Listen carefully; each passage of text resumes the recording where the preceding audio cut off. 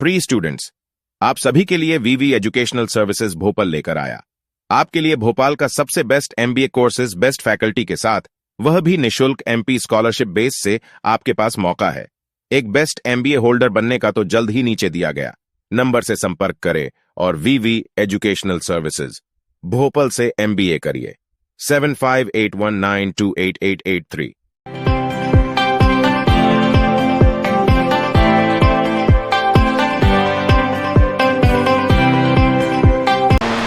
Hello and welcome everyone to VV studies. आज हम strategic corporate finance के first unit का सेकंड और थर्ड टॉपिक पढ़ने वाले हैं। इसमें हम फंक्शंस और रोल्स को पढ़ेंगे। मोरलेस दोनों ही टॉपिक बहुत ज़्यादा कोरिलेटेड हैं। अब हम सबसे पहले अगर समझें कि कॉर्पोरेट फाइनेंस क्या होता है। कॉर्पोरेट फाइनेंस मतलब जब बैंक्स हो गए या फिर कोई भी एफएमसीजी सेक्टर का हो गया, ऑटोमोबाइल सेक्टर का हो गया, कोई भी बिजनेस हो गया, जब वो अपनी कंपनी के लिए फाइनेंस रेज करने जाता है तो उसको बोलते हैं कॉर्पोरेट फाइनेंस। या फिर बैंक्स या फिर एनबीएफसी जब किसी बिजनेस को लोन देती हैं तो उसको बोलते हैं कॉर्पोरेट फाइनेंस। अब जो कंपनी का फाइनेंसिंग होती है वो अलग अलग तरीके से हो सकती है, चाहे तो वो डेट के फॉर्म में ले सकते हैं, बॉन्ड के फॉर्म में ले सकते हैं, शेयर्स के फॉर्म में ले सकते हैं। So there are different patterns of finance, but अब उनका मीनिंग सेम होता है और सबका फंडामेंटल सभी सेम होते हैं कि आपको कंपनी को किसी तरीके से पैसे देना है। अब हो सकता है कि आपको उसके बदले कुछ इंटरेस्ट मिले, हो सकता है कि आपको उसमें शेयर होल्डिंग मिले। नेक्स्ट, अब उसके ना दो तरीके होते हैं। जो कॉर्पोरेट फाइनेंस होते हैं वो दो तरीके से होते हैं। एक पब्लिक कॉर्पोरेट फाइनेंस होता है और एक प्राइवेट कॉर्पोरेट फाइनेंस होता है। कंपनी कोई भी हो, चाहे वो गवर्नमेंट ओन्ड हो चाहे वो प्राइवेट एंटिटी ओन्ड हो, दोनों को ही पैसे की ज़रूरत होती है, बिकॉज कोई भी बिजनेस बिना पैसों के नहीं चल सकता। सो दोनों को ही अलग अलग तरीके से पैसों की ज़रूरत पड़ सकती है। फॉर एग्जांपल, जैसे कि अब अगर आप शेयर मार्केट में, इक्विटी मार्केट में अगर आप बाइंग एंड शेयर करते हैं तो आप वहाँ पे शेयर से ना गवर्नमेंट एंटिटीज़ के भी देखेंगे और प्राइवेट एंटिटीज़ के भी देखेंगे। फॉर एग्जांपल, जैसे LIC ने अभी है ना पब्लिक सेक्टर के अंडर ओन किया है, LIC को लिस्ट किया है। तो LIC is a public owned company जिसके उन्होंने फाइनेंसिंग के लिए बेसिकली उनको प्राइवेटाइजेशन करना था, कुछ शेयर प्राइवेटाइज करने थे और उनको फाइनेंसिंग की ज़रूरत थी, पैसे की ज़रूरत थी, तो पैसे लेंड करने, तो उसके लिए उन्होंने उस कंपनी को लिस्ट कर दिया। सिमिलरली अगर हम टाटा मोटर्स को देखें, अगर हम रिलायंस को देखें, अगर हम अडानी को देखें, तो ये प्राइवेट सेक्टर कंपनी है जो कि फाइनेंसिंग के लिए अपनी कंपनी को लिस्ट करा के बैठे हैं। सिमिलरली अगर किसी कंपनी को पैसे की ज़रूरत होती है, अगर उनको डेट की ज़रूरत होती है, तो पब्लिक सेक्टर जो कंपनीज़ हैं वो भी जा सकती हैं गवर्नमेंट के पास पैसे लेने के लिए, चाहे वो सेंट्रल गवर्नमेंट के लिए जाएँ, मतलब डायरेक्टली वो चाहे तो पब्लिक सेक्टर बैंक से ले सकती हैं या फिर प्राइवेट सेक्टर बैंक से ले सकती हैं। सिमिलरली जो प्राइवेट प्लेयर्स होते हैं, फॉर एग्जाम्पल अगर अडानी को ज़रूरत है तो वो भी बैंक से जाके पैसे लोन के फॉर्म में ले सकता है। अब इनके फंक्शंस क्या रहते हैं? जो आप पैसा मार्केट से ले रहे हो, चाहे वो आप गवर्नमेंट से पैसा लो, चाहे वो बैंक से पैसा लो, चाहे NBFC से पैसा लो, चाहे वो इन्वेस्टर का पैसा लो, अब जिस भी तरीके से आप फाइनेंस को रेज कर रहे हो उसके मेन 3 फंक्शंस होते हैं। सबसे पहला कैपिटल बजटिंग। जब भी आप अपने बिजनेस को स्टार्ट कर रहे हो तो आपको बजट करना बहुत ज़रूरी है। अपने आने वाले टाइम को फोरकास्ट करना ज़रूरी है कि जब आप अपने बिजनेस को रन करोगे तो उसके लिए आपको किस किस चीज़ों की ज़रूरत पड़ेगी। सबसे पहले आप उसमें इंफ्रास्ट्रक्चर के ऊपर इन्वेस्ट करोगे, उसके बाद फिर आप अपना मशीन एंड इक्विपमेंट्स के ऊपर इन्वेस्ट करोगे, उसके ऊपर आप रॉ मटेरियल्स के ऊपर, मार्केटिंग के ऊपर, ह्यूमन रिसोर्स के ऊपर आप इन्वेस्ट करोगे। तो ये सब आ जाएगा आपका कैपिटल बजटिंग के अंडर। नेक्स्ट आता है रेजिंग फंडिंग थ्रू डेट। अब आप है ना चाहो तो लोन्स के फॉर्म में डेट ले सकते हो। तो अब कोई भी बिजनेस करने से पहले जनरली आपको एक रेशियो बनाया था, इक्विटी टू डेट रेशियो, कि आप खुद का पैसा कितना लगा रहे हो और लोन्स के फॉर्म में कितना पैसा ले रहे हो। जनरली आप अपनी कंपनी के ऊपर रिस्क फैक्टर कम करने के लिए आप डेट से पैसा ले लेते हो।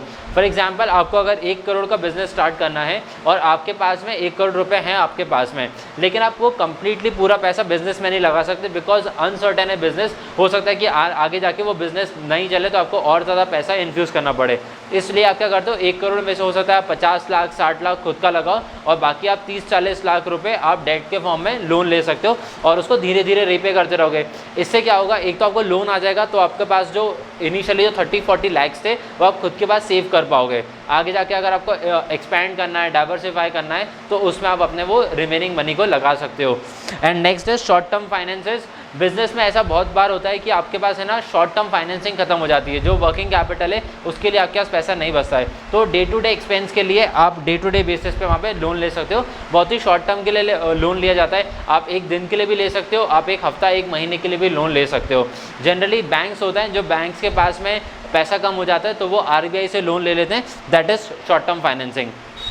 Now coming on to the next topic, that is role of finance. तो तो बेसिकली जो अगर हम इसको ब्रॉड कैटेगरी में डिवाइड करें तो मेन दो रोल्स हो जाते हैं फाइनेंसिंग के, एक तो प्रॉफिट मैक्सिमाइजेशन और दूसरा वेल्थ मैक्सिमाइजेशन।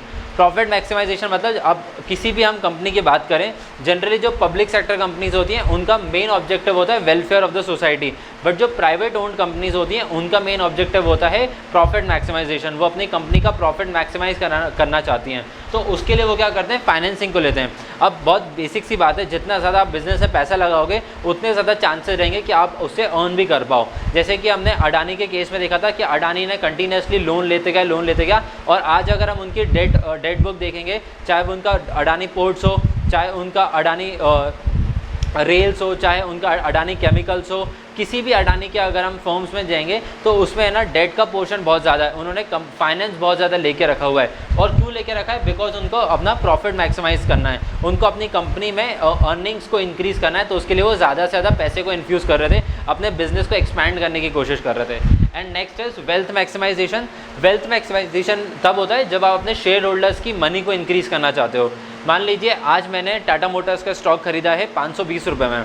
अब जो 520 रुपये का मैंने स्टॉक खरीदा है, अब मैं चाहूँगा कि वो मंथली, क्वार्टरली, ईयरली बेसिस पे वो मुझे कुछ इंटरेस्ट जनरेट करके दे, मुझे वो अपनी वैल्यू को इंक्रीज़ करके दे। तो जनरली कंपनीज क्या करती हैं, अपने शेयर होल्डर्स के वेल्थ मैक्सिमाइज़ करने के लिए। अब ऑब्वियस सी बात है, अगर आपकी कंपनी अर्न नहीं करेगी तो क्या उसकी वेल्थ इंक्रीज़ होगी? नहीं। अगर आपकी वेल्थ इंक्रीज़ नहीं होगी तो आपके शेयर होल्डर की भी वेल्थ इंक्रीज़ नहीं होगी। तो अगर आप अपने शेयर होल्डर्स के इनकम को इंक्रीज़ करना चाहते हो तो आप अगेन आप फाइनेंसिंग लेते हो। आप चाहो तो और इन्वेस्टर से पैसा ले सकते हो, चाहे तो आप बैंक से पैसा ले सकते हो, चाहे आप एंजल इन्वेस्टर से पैसा ले सकते हो। तो उससे क्या होता है, आपके टोटल आपकी कंपनी की वैल्यूएशन इंक्रीज़ हो जाती है। जब वो कंपनी की वैल्यूएशन इंक्रीज़ होती है तो इनडायरेक्टली वो पैसा आपके शेयर होल्डर्स के पास भी जाता है, and hence that increase the wealth of your share holders. जैसे कि अगेन अडानी ने किया था, जो भी हिंडनबर्ग की रिपोर्ट आई थी उसमें भी क्लियरली ये स्टेटेड था कि जो अडानी ने कंटिन्यूसली, जो हमने देखा था कि पिछले 1 साल में अडानी टॉप 3 रिचेस्ट पर्सन में आ गया था, और जो उनके शेयर होल्डर्स थे उनकी भी इसी तरीके से इकोनॉमी बढ़ी थी। तो वो क्यों बढ़ पाई थी? बिकॉज उन्होंने फाइनेंस बहुत ज़्यादा लिया था। उन्होंने अपनी कंपनी की वैल्यूएशन को बढ़ाने के लिए उन्होंने प्रॉफिट मैक्सिमाइज नहीं किया था, उन्होंने अपने वेल्थ को, वैल्यूएशन को इंक्रीज़ किया था। Next is functions of financing. सबसे पहला इन्वेस्टमेंट डिसीजंस। अब आप पैसा क्यों लेना चाहते हो मार्केट से, तो उसके क्या बेसिक ऑब्जेक्टिव्स हो सकते हैं। जैसे कि आपको अपना कंपनी में कुछ नया एसेट खरीदना है, कोई नई इक्विपमेंट खरीदना है, कोई नया एसेट खरीदना है, कोई नई फैक्ट्री लगानी है, आपको एक नई मार्केटिंग टीम हायर करनी है, मार्केटिंग के ऊपर ज़्यादा पैसा खर्च करना है, day to day working capital में आपको ज़रूरत है, तो आपको कहाँ पे इन्वेस्ट करना है उसके लिए आप फाइनेंस ले सकते हो। नेक्स्ट इज इसी तरीके से इन्वेस्टमेंट आप कहाँ करने वाले हो, और दूसरा आप किसको फाइनेंस करने वाले हो, किस पर्टिकुलर प्रोडक्ट को फाइनेंस करने वाले हो। जैसे कि अगर आप कहीं पे जनरली जब आप लैंड खरीदते हो अपने फैक्ट्री के लिए, तो अब लैंड ऑब्वियसली बहुत महंगा आता है, आप एकर्स में लैंड खरीदते हो, तो वो जब महंगा आने वाला है तो अपने एसेट को आप फाइनेंस करा लेते हो। आप मशीनरी खरीदने वाले हो, करोड़ों की मशीन्स आती है, तो उसको भी आप फाइनेंस कर सकते हो। आप पोर्ट्स खरीद रहे हो, आप लॉजिस्टिक्स के लिए पैसा खर्च कर रहे हो, तो उसमें आपको फाइनेंसिंग की ज़रूरत पड़ सकती है। And the last is dividend decisions. अब जैसे हम शेयर वेल्थ मैक्सिमाइजेशन की बात कर रहे थे, मान लीजिए जैसे मैंने अभी टाटा मोटर्स में इन्वेस्ट किया है 520 रुपये पे, 1 साल बाद जो टाटा मोटर्स है उसने 1 लाख करोड़ रुपए का प्रॉफिट अर्न किया है, तो वो 1 लाख रुपए प्रॉफिट का क्या करेगा? हो सकता है कि वो उसी पैसे को कहीं पे इन्वेस्ट कर दे, अपने शेयर होल्डर्स को पैसे ना बांट के अपनी कंपनी में ही वो इन्वेस्ट कर सकता है, एक नया वेंचर स्टार्ट कर सकता है, या किसी ना किसी तरीके से अपनी ही कंपनी को डाइवर्सिफाई या एक्सपैंड कर सकता है। बट उसको अगर डिविडेंड देना है, जो ईयरली जो AGR मीटिंग्स होती है उसमें डिसाइड होता है कि आपको अपने शेयर होल्डर्स को डिविडेंड देना है या फिर अपने प्रॉफिट को अपने वापस से कंपनी में री इन्वेस्ट करना है। अगर डिविडेंड के फॉर्म में अगर आपको पैसा देना है तो आपको किस इंटरेस्ट रेट पे देना है, क्या फेस वैल्यू रहेगी उसकी, उसको आपको कैलकुलेट करना पड़ेगा, और फिर इक्वली वो हर एक शेयर होल्डर में डिवाइड होगा।